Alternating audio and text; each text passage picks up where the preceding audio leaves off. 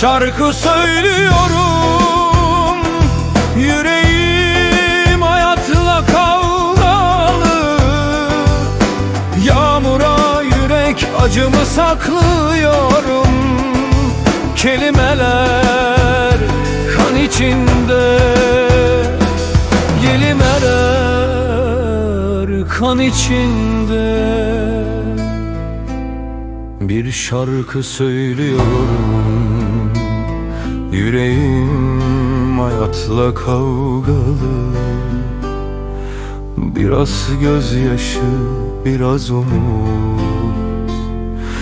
Yok ağzımın tadı.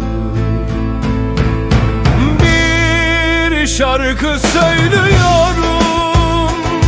Yüreğim hayatla kavgalı. Nabzımda sekteye kalan atışları sayıyorum.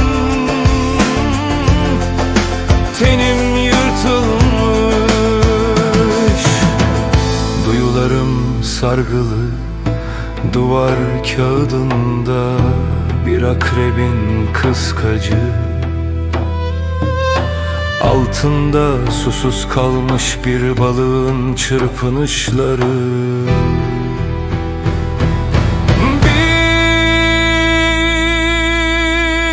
Bir şarkı söylüyorum. Yüreğim hayatla kavgalı. Biraz gözyaşı, biraz umut.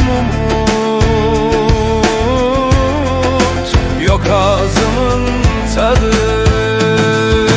Bir şarkı söylüyorum. Yüreğim hayatla kavgalı. Kuğuları kurt kapanından kurtarıyorum. Cennet sisler içinde. Yolunu arıyor bir simyacı. Bir şarkı söylüyorum. Yüreğim hayatla kavgalı. Biraz gözyaşı, biraz umut. Yok ağzımın tadı. Bir şarkı söylüyorum.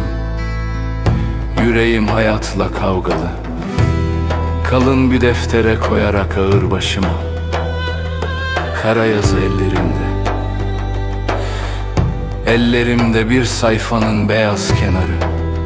Dudak büksem hayata kıvıramıyorum zamanı. Şimdi söylenmeyen sözleri burada yakmalı.